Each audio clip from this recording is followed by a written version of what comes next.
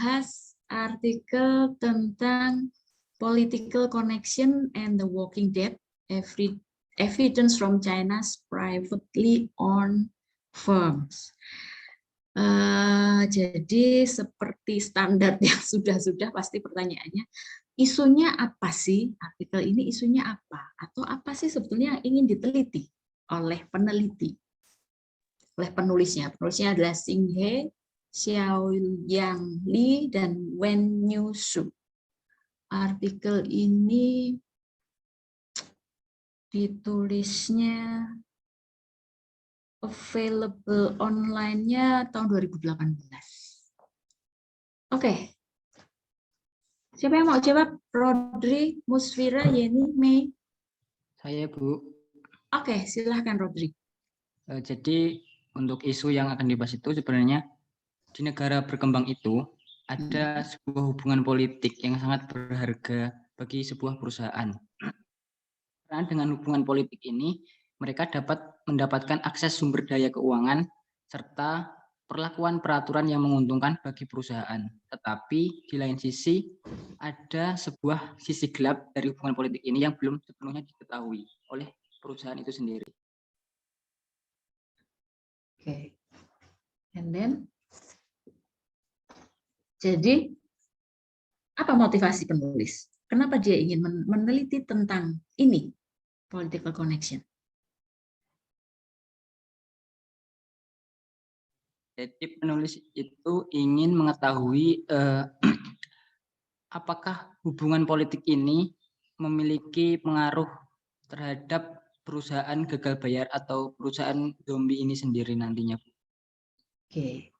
Jadi di bagian introduction itu di awal paragraf 1 dan 2 itu penulisnya langsung straight to the point gitu ya. Bahwa political connection itu seperti tadi dibilang Rodri merupakan sesuatu yang sangat bernilai untuk perusahaan. Bla bla bla bla, ada banyak benefit di sana dan seterusnya dan ini sudah banyak diteliti. Sayangnya the dark side-nya, sisi gelap dari political connection itu belum banyak dieksplor. Nah, penulis dia bilang dia ingin mengisi kekosongan itu. Gitu. To fill the void, gitu kayaknya begitu dia tulisnya. Ada di situ. Jelas dia mengatakan bahwa motivasi penelitian ini adalah to fill the void. We aim to fill a void in the literature by examining the relationship between political connection and the presence of insolvent firm. Jadi, di samping ada benefit tadi, di sisi yang lain sebetulnya political connection itu bisa menjadi sesuatu yang berbahaya untuk perusahaan karena perusahaan bisa jadi insolvent. Kemudian kalau di seterusnya itu dia menyebutnya sebagai zombie, gitu. Walaupun di judulnya dia bilang The Walking Dead. Gitu. Walking Dead, zombie itu kan mayat yang bisa jalan, gitu kan. Analoginya begitu, The Walking Dead. Jadi perusahaan-perusahaan yang seperti itu disebut sebagai zombie karena sebetulnya dia sangat insolven karena ketika terus-menerus menikmati keistimewaan gitu ya, keistimewaan hubungannya dengan pemerintah itu akan membuat mereka lupa sisi performance-nya, kinerjanya seperti apa ya, seperti itu ya. Jadi itu yang ingin diteliti oleh peneliti di artikel pertama. Terus ada nggak kontribusi yang disebutkan? Apa kontribusi dari penelitian ini?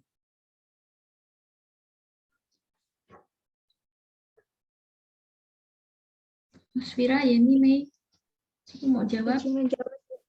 Iya, Mei, Handayani, silakan Mei. Jadi kontribusi pada penelitian ini yaitu berfokus pada koneksi politik dan memeriksa faktor penentu dan konsekuensi ekonomi dari perusahaan zombie tersebut. Oke, jadi peneliti mengatakan bahwa papernya ini berkontribusi pada literatur yang berkaitan dengan political connection gitu ya. Nanti di selanjutnya dia akan melakukan pengujian apa sih determinan yang menyebabkan perusahaan menjadi zombie, apa konsekuensinya dan sebagainya. Itu yang dilakukan gitu ya. Oke, pertanyaan selanjutnya, kenapa penulis bilang bahwa Indonesia itu menjadi negara yang China ya, kalau ini China.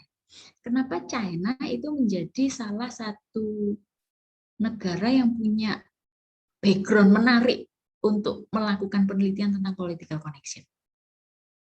Yeni, Musfira mau jawab? Izin jawab, Bu. Iya, Musfira. Jadi peneliti itu fokus pada perusahaan yang di Cina karena ada beberapa alasan. Yang pertama itu karena Cina adalah ekonomi pasar berkembang dengan adanya intervensi pemerintah yang ekstensif. Pemerintah itu terus mengarahkan signifikan kontrol atas sektor korporasi. Yang kedua itu setelah 3 dekade pertumbuhan ekonomi yang mengesankan, perekonomian Tiongkok mulai melambat pada tahun 2010. Hal ini ditambah dengan peningkatan jumlah perusahaan buruk yang telah menimbulkan kekhawatiran tentang kemungkinan stagnasi dan resesi ekonomi. Yang ketiga, seperti di banyak negara pasar berkembang, Cina menghadapi berbagai macam masalah tantangan dari lingkungan kelembagaan yang lemah dan sistem keuangan yang terbelakang, Bu. Oke, komplit. Jadi itu alasannya. Kenapa Cina menjadi punya institusional background yang menarik untuk melakukan penelitian terkait political connection. Tadi sudah dijelaskan, ada 3 alasan. Jadi sebetulnya alasannya itu di Cina itu walaupun sudah dilakukan gelombang reform gitu ya, mereka sudah melakukan reform terkait privatisasi dan orientasi pasar gitu kan ya, tapi pada kenyataannya 50% perusahaan yang listed di pasar modalnya itu masih dikontrol oleh pemerintah. Itu begitu. Kemudian di alasan kedua itu setelah Cina mengalami perkembangan ekonomi yang mengesankan selama sekian dekade, mulai 2010 itu mereka mulai slow down. Nah, penurunan kinerja perekonomian mereka itu diduga karena adanya banyak perusahaan zombie di sana. Karena adanya political ties tadi, ikatan politis yang kuat menyebabkan kita seperti dibilang di introduction tadi, kecenderungan perusahaan itu insolvent. Mereka seperti zombie saja gitu. Sebetulnya mereka kinerjanya nggak bagus tapi bisa jalan karena adanya political ties tadi. Sehingga perekonomian yang slow down tadi, yang melambat tadi, dugaannya karena faktor itu. Ada banyak perusahaan zombie di sana. Dan alasan yang terakhir tadi sudah dijelaskan oleh Uni. Oke, kemudian apa hipotesis yang ingin diteliti oleh si peneliti? Apa hipotesisnya? Izin menjawab, Bu. Oke, silahkan Yeni. Hipotesisnya, hubungan politik berpengaruh positif terhadap perusahaan zombie. Hipotesisnya, political connection berpengaruh positif terhadap perusahaan zombie. Oke, selanjutnya Yeni. Untuk menguji itu, sampelnya apa saja? Sampel yang dipakai peneliti apa? Sampelnya yang pertama, perusahaan yang terdaftar di 2 bursa efek utama Cina daratan pada rentang tahun 2005 sampai 2015 dengan mengecualikan perusahaan yang termasuk dalam sektor keuangan. Yang kedua, data akuntansi dan data kelola perusahaan dikumpulkan dari data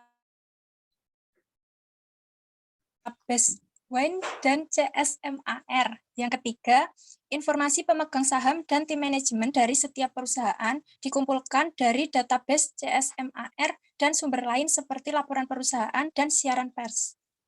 Oke, Jadi sampelnya adalah semua perusahaan yang listed di 2 bursa utama di dataran Cina, Cina daratan. Mereka bilangnya Cina daratan, mainland China, yaitu di Shanghai Stock Exchange dan Shenzhen Stock Exchange.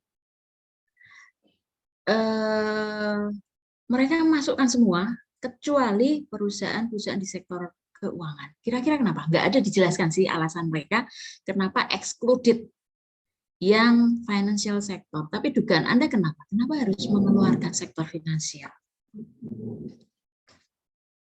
Ada yang bisa menduga? Di banyak penelitian sering seperti ini. Sektor keuangan itu selalu seringkali dikeluarkan dari sampel penelitian ketika kita meneliti corporate finance. Kira-kira kenapa? Kalau di artikel ini alasannya apa?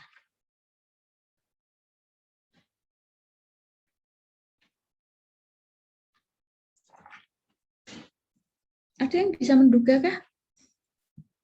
Kalau dugaan saya karena sektor keuangan itu karakteristiknya berbeda dengan sektor-sektor yang lain. Gitu. Sektor keuangannya karakteristiknya paling berbeda. Kalau kemarin saya meneliti capital structure, saya juga mengekskluded sektor keuangan. Alasannya adalah karena keputusan-keputusan keuangan yang dilakukan oleh sektor itu, sektor keuangan, ini juga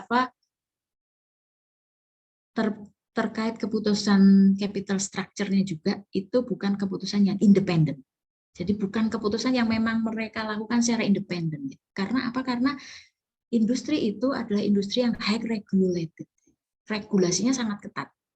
Kenapa? Karena industri di sektor keuangan, salah satunya kan perbankan gitu ya, mereka kan mengelola dana masyarakat. Gitu kan. Salah satu sumber modalnya itu adalah tabungan. Mereka mengumpulkan tabungan dari masyarakat, kemudian disalurkan ke masyarakat lagi dalam bentuk pinjaman utang gitu kan. Itu kenapa mereka disebut sebagai intermediaris, lembaga perantara. Nah, karena ada faktor yang seperti itu, ada dana masyarakat yang memang dikelola oleh perbankan, jadi pemerintah harus hati-hati. Pemerintah harus melindungi masyarakat itu, sehingga high regulated, semua serba diatur. Sehingga kalau di penelitian corporate finance itu biasanya sektor keuangan memang punya karakteristik tersendiri yang tidak sama dengan perusahaan-perusahaan lain di sektor yang lain, maksudnya begitu. Oke, itu ada mengekskluded. Kemudian sumber datanya itu jelas di situ. Cuman sayangnya kalau Anda mau nyari sumber data dari database itu, saya nggak tahu apakah gampang, tapi biasanya berbayar. CSMAR database sama BIN database, kemudian data tentang shareholder dan manajemen team information itu juga dari CSMAR database. Kalau kita dulu di Indonesia punya satu nama siapa itu, dia punya database bagus juga dan berbayar saya. Kalau data-data di BEI yang kita bisa akses secara bebas itu kan cuma data laporan keuangannya gitu ya, accounting data, financial data. Tapi data-data yang lain mungkin tidak akan sekomplit kalau ada database. Bloomberg mungkin bisa jadi salah satu pilihan untuk menjadi sumber data.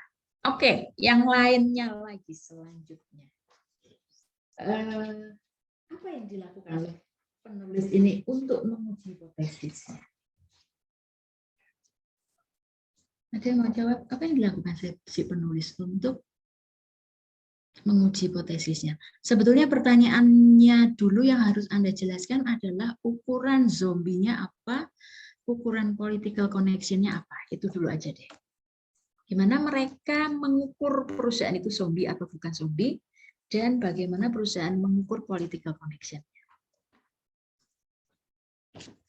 Silahkan.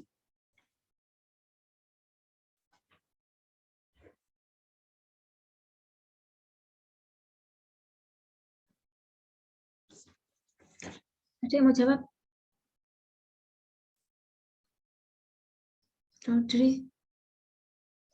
Rodri, Musfira, Yeni, Mei. Sebentar Bu. Ada di halaman 4, Rodri.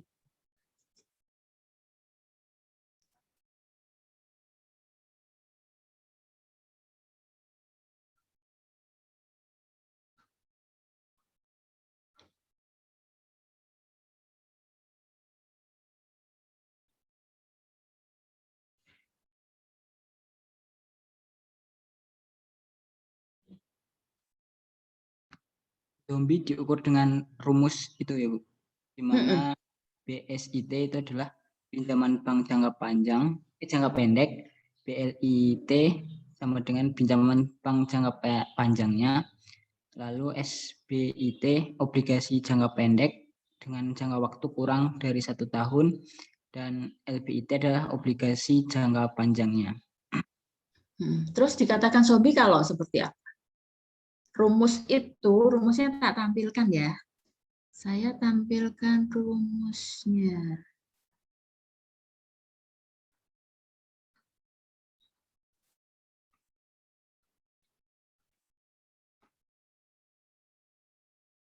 Ini rumusnya ini. Rumus ini kalau Anda baca, ini kan sebetulnya penulis ingin mengkalkulasi minimum required interest payment for each firm in each year. Jadi penulis ingin menghitung pembayaran bunga minimum untuk masing-masing perusahaan.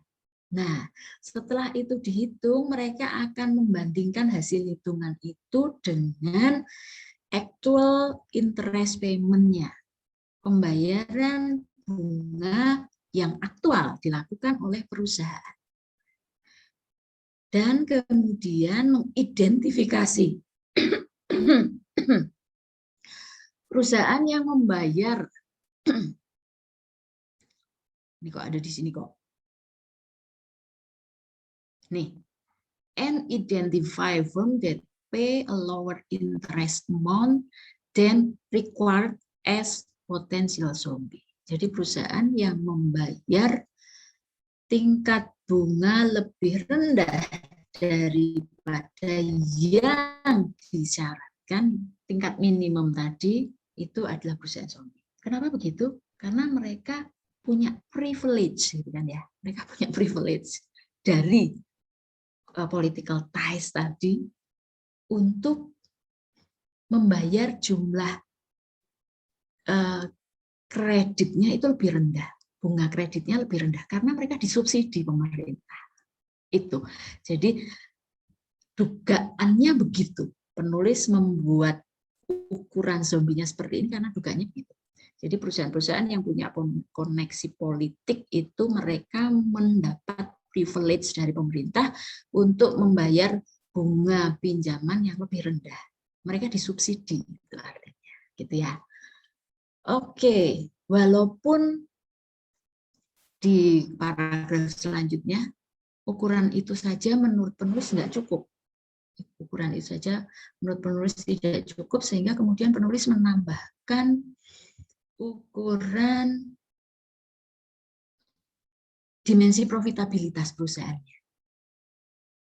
Tuh, ya, ada tambahan itu, dimensi profitabilitas. Nanti Anda baca lagi. Nggak terlalu susah menurut saya baca ini, cuman Anda hanya butuh untuk teliti saja. Tadi dari awal kan Rodri, Musfira, Yeni, dan Mei bisa menjelaskan dengan bagus. Sehingga ke belakang-belakangnya saya yakin juga nggak terlalu susah itu. Oke, kemudian political connection-nya, Rodri. Apa cara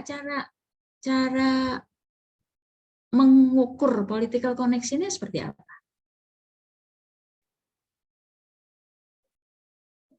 Izin menjawab, Bu.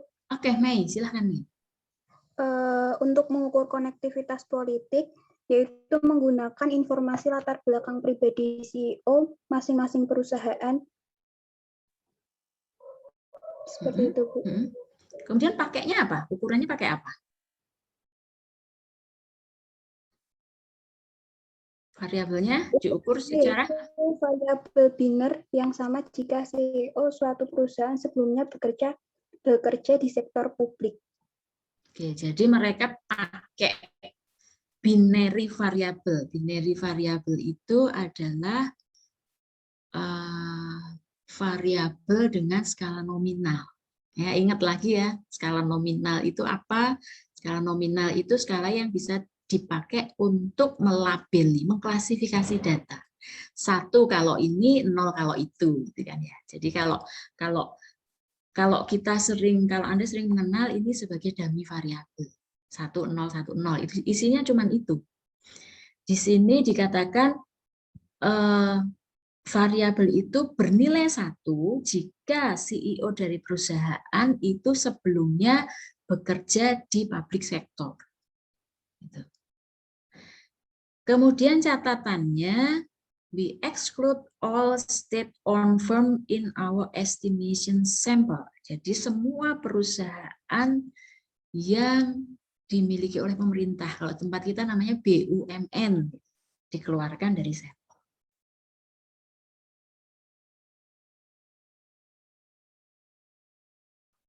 Karena memang jelas kalau perusahaan-perusahaan BUMN itu pasti terkoneksi dengan pemerintah karena itu perusahaan milik pemerintah gitu kan ya.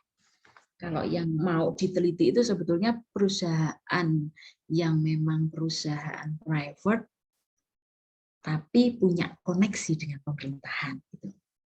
Oke. Kemudian ada kontrol variabel. Kontrol variabel. Kenapa harus ada ini?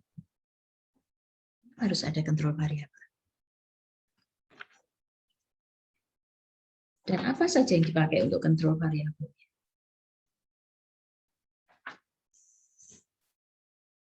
Kontrol variabelnya ada 3 kategori. Kalau Anda baca, yang pertama adalah firm level financial control.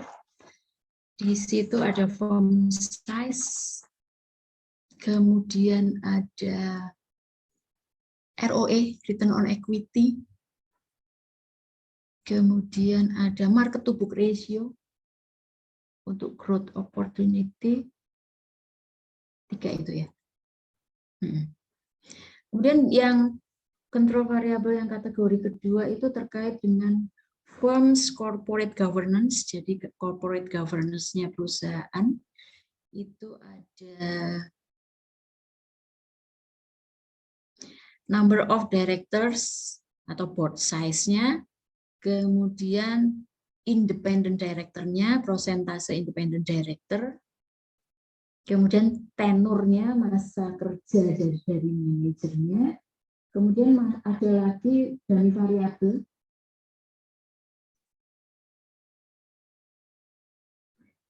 Yang bernilai 1 untuk CEO yang juga bertindak sebagai chairman of the firm. Jadi ada duality. Jadi dia sebagai CEO tapi juga sebagai chairman. Duality, ada duality di situ. Oke, itu kategori kedua. Kategori yang ketiga itu kontrol variabelnya adalah ya ada di situ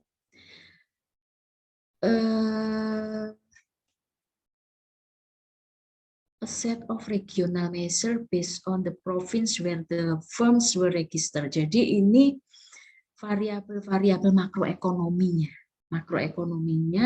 yang berhubungan dengan tempat di mana perusahaan-perusahaan itu ada. Kalau yang di sini yang dimasukkan itu per kapita GDP-nya. We also include a loan to GDP ratio,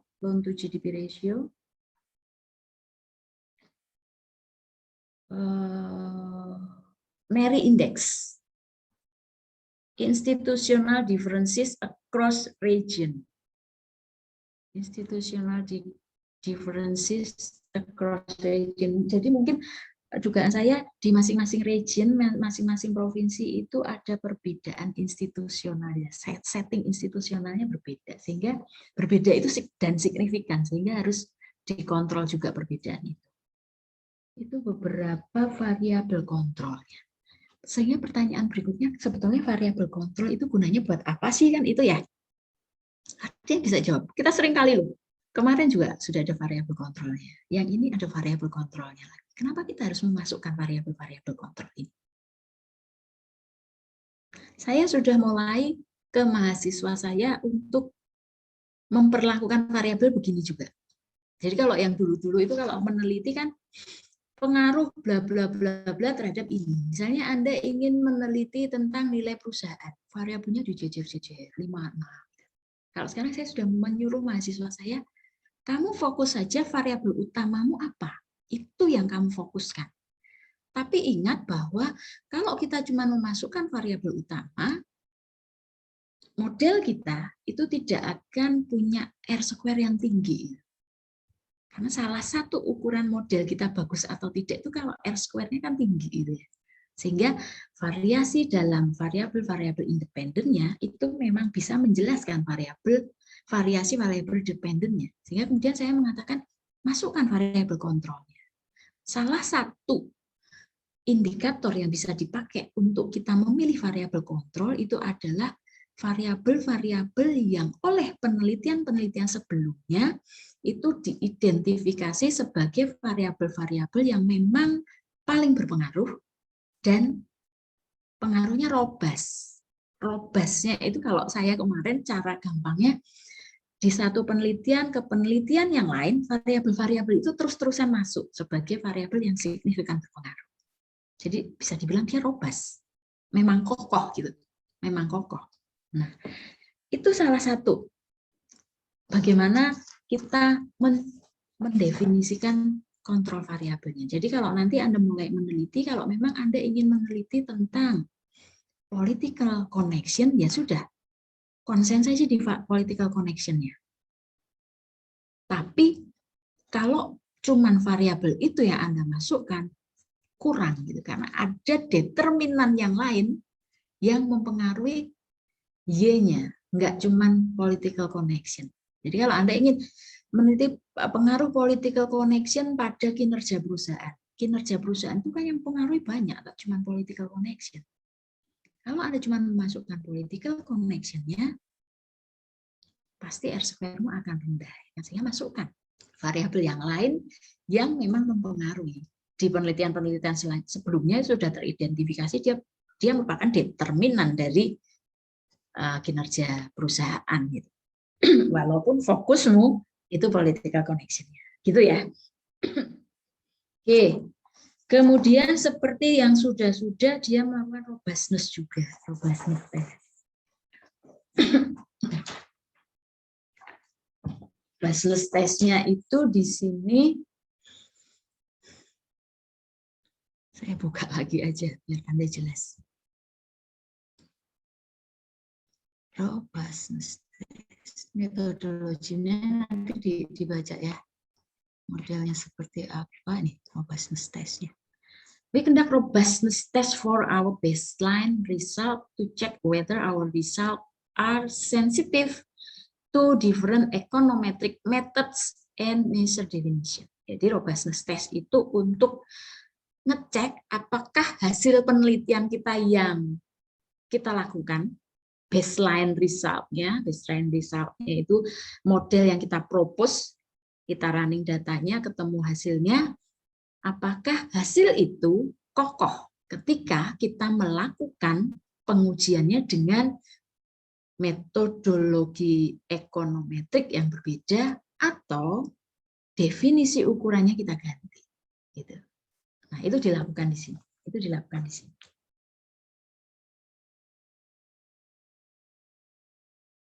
Yang pertama, yang metode ekonometrik yang berbeda itu dia menggunakan baseline-nya kan single value duration model dan logit model. Kemudian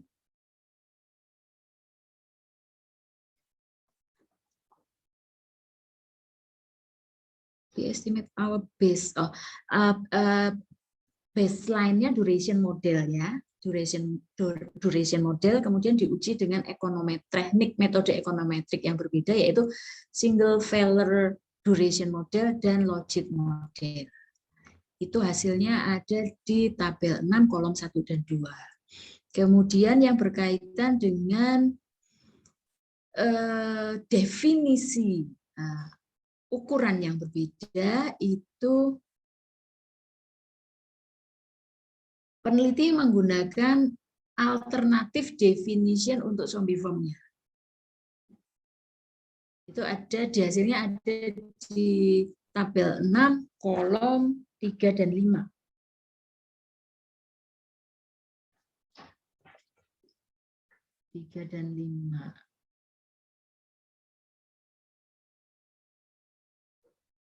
Alternatif ukuran untuk zombinya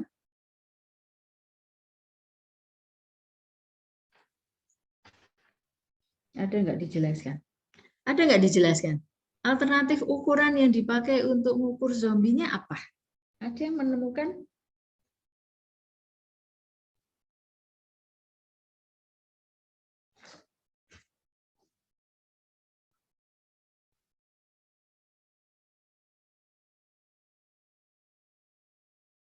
Ada di situ selanjutnya dijelaskan.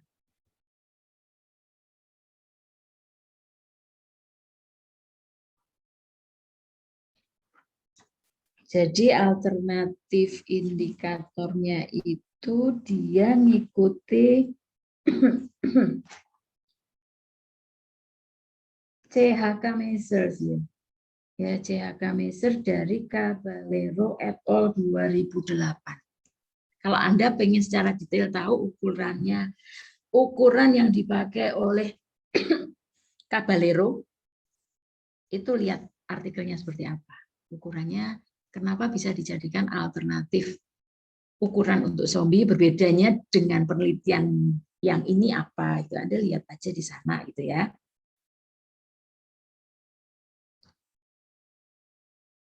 Kemudian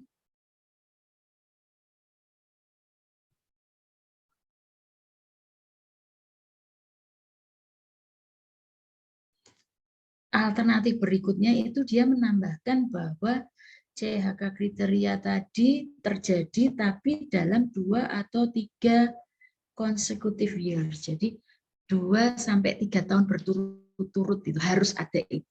Ukurannya terlihat di 2 sampai 3 tahun berturut-turut. Itu alternatif measure-nya.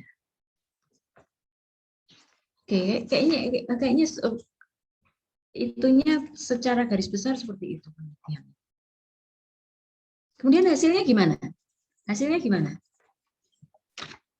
Rodri, Musfira, ini Ika, Mei. Izin menjawab, Bu. Oke, silahkan Musfira. Jadi hipotesisnya itu menunjukkan atau hipotesisnya itu benar bahwa hubungan politik itu berpengaruh positif terhadap perusahaan zombie. Jadi koneksi politik suatu perusahaan itu secara signifikan meningkatkan bahayanya menjadi zombie. Perusahaan.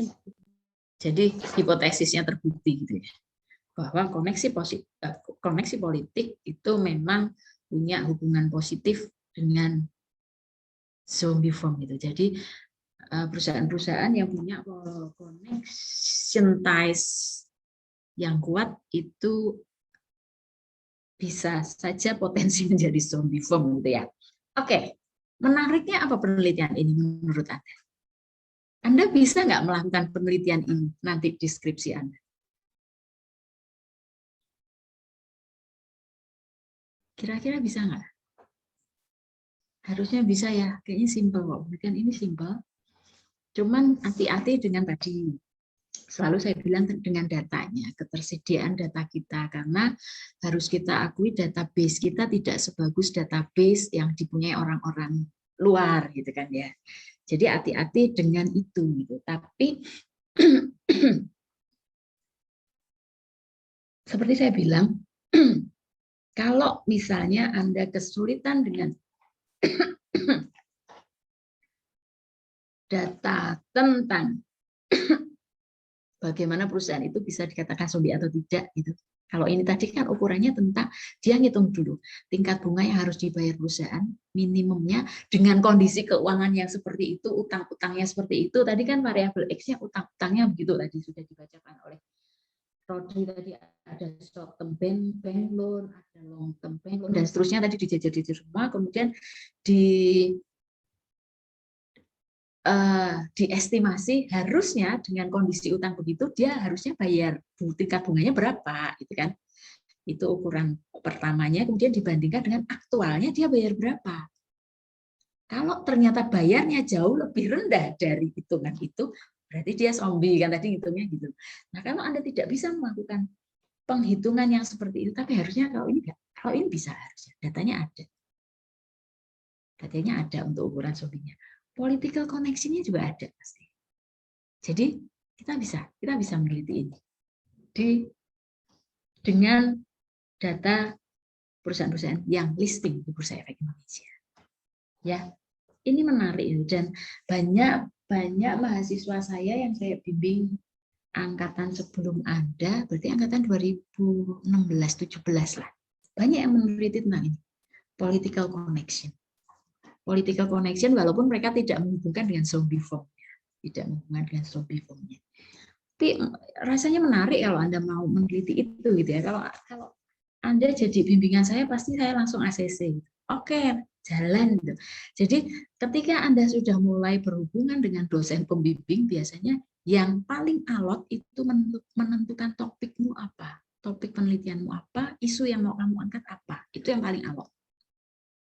Saya bisa menolak mahasiswa yang sampai 6 kali. Kalau saya kan sama mahasiswa, saya suruh bikin dulu outline penelitiannya seperti apa dulu.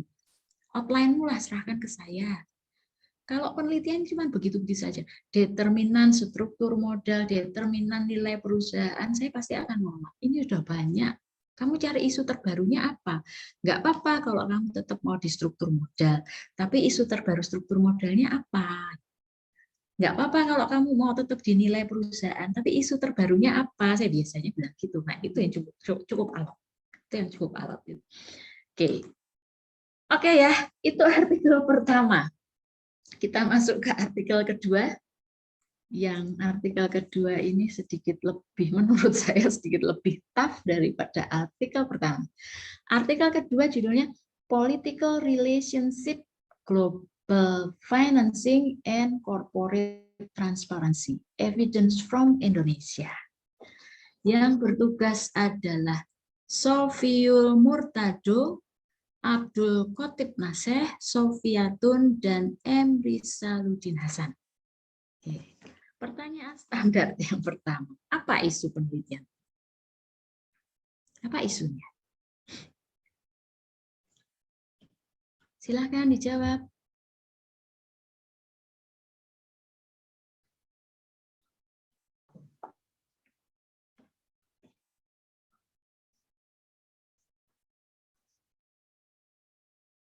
Cek. Ya, silakan. Ya. Isu utama dari penelitian ini adalah hubungan politik sebuah perusahaan mempengaruhi pendanaan aslinya, dan kemudian akan berpengaruh ketika pemerintah yang berkuasa telah berganti pemerintahan yang lain, akan berpengaruh terhadap perusahaan ini dalam secara jangka panjangnya. Jadi ada dua isu ya, ada dua isu. Isu yang pertama adalah bagaimana sih hubungan political connection dengan global financing-nya. Yang kedua adalah bagaimana sih hubungan political connection dengan long run firm performance gitu. Kinerja perusahaan dalam jangka panjang. Itu dua isu. Oke. Kemudian ada nggak Anda menemukan apa motivasi penelitian ini? Ada nggak ditemukan?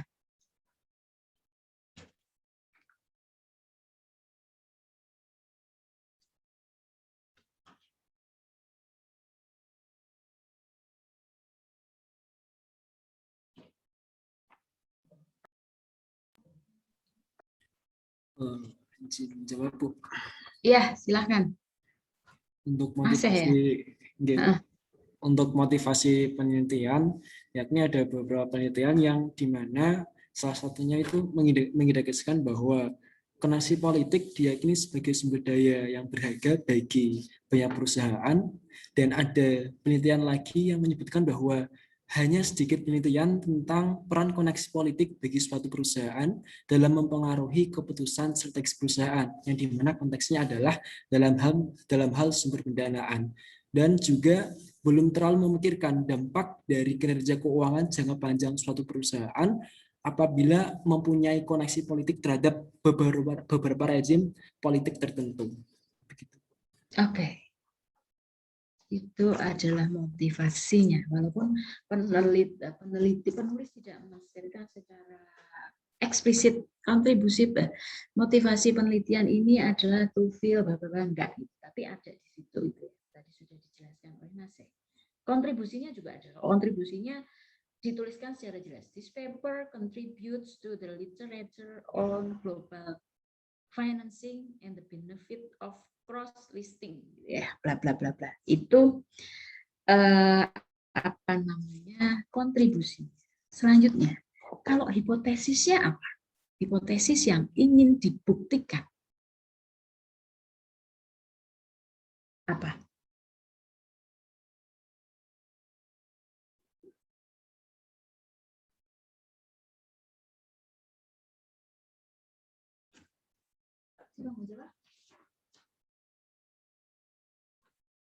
Sofiatun, Rizaluddin Hasan, saya baru ingat. Rizal ini ketua UNSAR ya. Rizal, iya kan bisa ya. Saya tuh ingat muka tapi lupa nama. Rizal ini kemarin sudah membawa galeri investasi mendapatkan beberapa penghargaan dari BEI. Izin menjawab, Ibu. Oke. Jadi si penulis mengatakan bahwa kami memeriksa hubungan antara ikatan politik atau political connection dan strategi pendanaan global perusahaan. Nah, si peneliti itu tertarik karena hubungan ini modal asing itu dianggap menjadi sumber pendanaan yang semakin penting bagi perusahaan di pasar negara berkembang. Kemudian studi empirisnya menemukan bahwa perusahaan yang mengakses pasar modal global mengalami keuntungan yang substansial. Misalnya perusahaan dengan cross listing Amerika Serikat menikmati biaya modal yang lebih rendah, visibilitas dan reputasi yang lebih baik, dan peluang pertumbuhan yang lebih baik. Terus hipotesisnya? Jadi hipotesisnya adalah pengaruh hubungan political connection terhadap strategi pendanaan global perusahaan. Dan yang kedua adalah tadi di bagian yang abstrak, hipotesis kedua adalah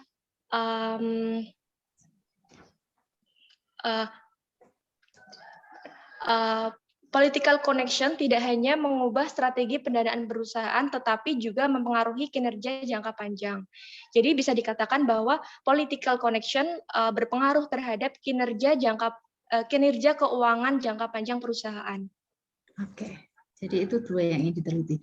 Saya ingin kembali ke yang hipotesis pertama itu ya. Isu penelitian yang pertama. Isu penelitian pertama itu kalau kita baca di halaman 415, perlu dibuka enggak sih? Sebentar saya buka kan.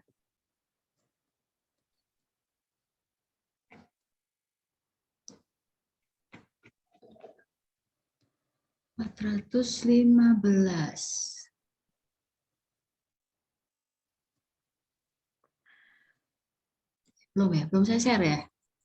Sebentar. Maklum, rada gaptek saya. Ini dia. Sudah kan kelihatan ya? Di bagian ini halaman 415 paragraf terakhir. Paragraf terakhir itu ada satu uraian. Pak Dodi sudah berangkat toh, Pak? Pak Dodi sudah ke sana. Lantai 3. Ya, aku cek ngajar. Jadi ada uraian terkait dengan, nih, nanti Anda baca uraiannya seperti apa, kemudian peneliti itu menyimpulkan ini. These arguments suggest that close political ties and access to foreign capital market are complement. Ya, itu yang pertama.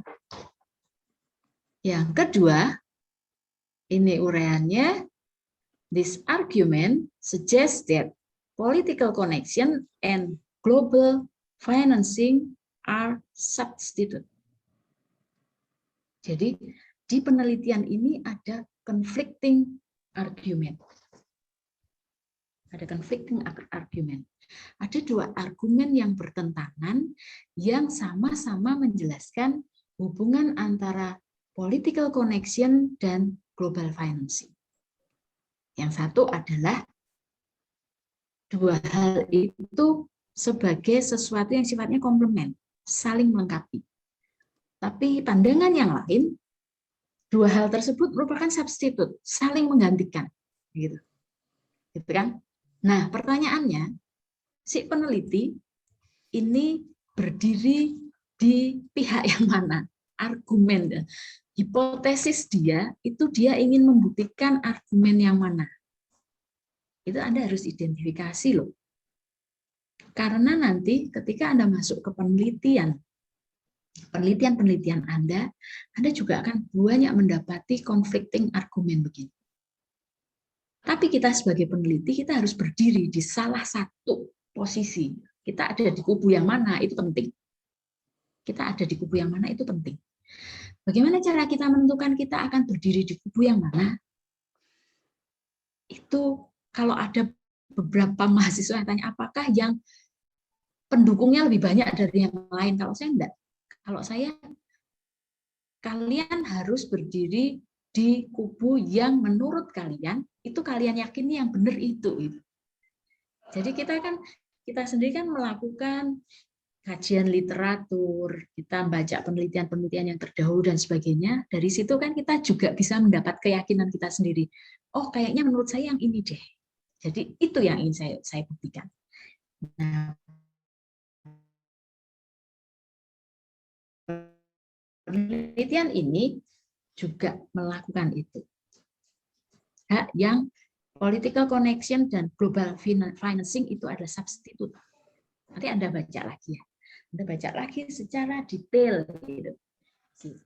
Kemudian masuk ke sampel dan data. Kenapa sih kalau di artikel yang pertama itu kan institusional background-nya China. Kalau di sini, kenapa mereka peneliti ini memilih Indonesia sebagai institusional background? Ada yang mau menjelaskan? Kenapa Indonesia yang dipilih?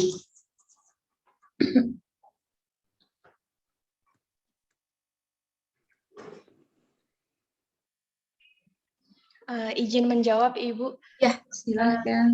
Jadi, Indonesia itu memberikan banyak kesempatan bagi peneliti untuk mempelajari konsekuensi kinerja dari perubahan rezim.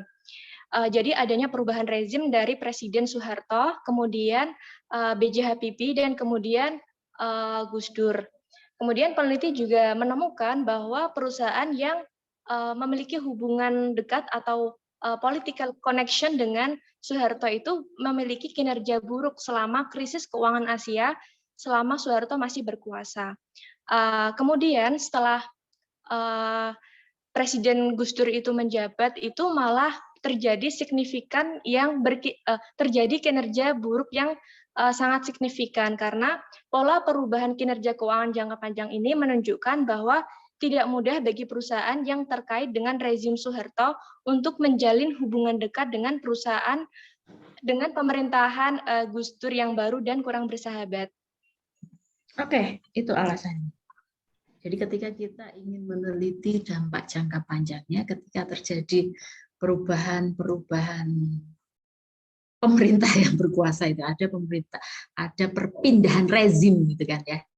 Apakah perusahaan-perusahaan yang punya political ties yang kuat dengan penguasa sebelumnya itu tetap bisa menikmati benefit, kinerjanya seperti apa di jangka panjang, itu bisa diteliti di setting Indonesia. Karena kemarin-kemarin itu ada pergantian gitu kan ya, dalam jangka yang tidak terlalu panjang ketika kejatuhan Soeharto. Jadi Soeharto itu terkenal waktu itu kroni-kroninya itu kuat di ekonomi gitu kan ya. Kita tahulah di sini pun juga disebutkan loh, ada Golden Key, Barito Pacific, Salim Group, ada disebutkan di situ. Jadi ketika Soeharto berkuasa, mereka sangat amat menikmati benefit luar biasa dari hubungan dia dengan Soeharto, keluarga Soeharto. Kemudian ketika kejatuhan Soeharto, peneliti ingin tahu apakah dengan perpindahan rezim itu performa perusahaan ini tetap bisa bertahan dengan baik gitu kan. Sehingga setting ini menarik untuk diteliti gitu. Kemudian kalau Anda baca sampel dan datanya gitu ya, database yang digunakan itu DataStream, Bloomberg, Global Access, dan SDC. Bloomberg, DataStream,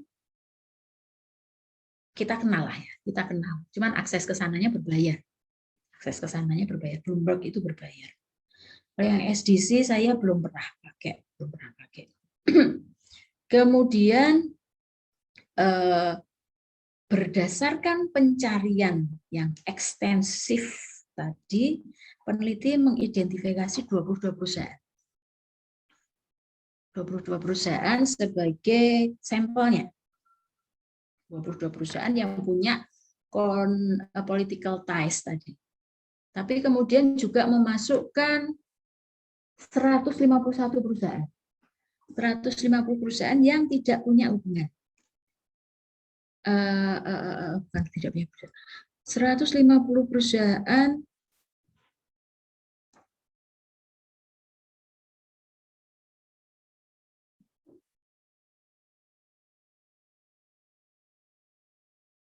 sisanya. Our test required financial statement and share price data. We obtain financial data from the WorldScope database untuk 22 perusahaan dengan foreign securities as well as all remaining Indonesia firm covered by WorldScope. Jadi pencarian ini menghasilkan sampel 151 perusahaan. We have collected financial information. Tapi kemudian ada missing data, sehingga ada 13 perusahaan yang harus di-drop karena tidak ada data harga sahamnya. Kemudian ada lagi 8 yang harus di-drop karena tidak diperdagangkan selama periode penelitian. Sehingga final sampelnya itu 130 perusahaan. Deskriptif statistiknya itu ada di tabel 1. Full sampel 130, firm with foreign securities itu ada 22, firm without foreign securities itu ada 108. Jadi posisi sampelnya begitu. Oke. Kemudian nanti Anda lihat secara detail lagi ya, waktu saya habis. Secara detail lagi, proxy untuk political ties-nya seperti apa? Jelas kok, di sini sangat jelas. Cuman nanti mungkin Anda akan sedikit kesulitan membaca karena ada banyak pengujian di situ. Kalau saya bikin ringkasan itu pengujiannya bahkan ada 6 step gitu. Yang pertama itu adalah the choice of foreign securities-nya, meneliti keputusan perusahaan untuk memiliki publicly traded foreign securities-nya. Jadi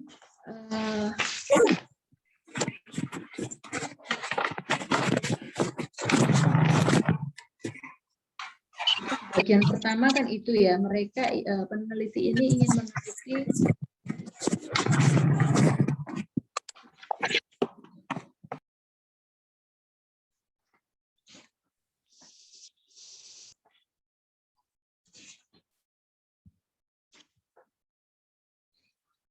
ingin meneliti keputusan untuk memiliki sekuritas foreign securities yang diperdagangkan secara publik.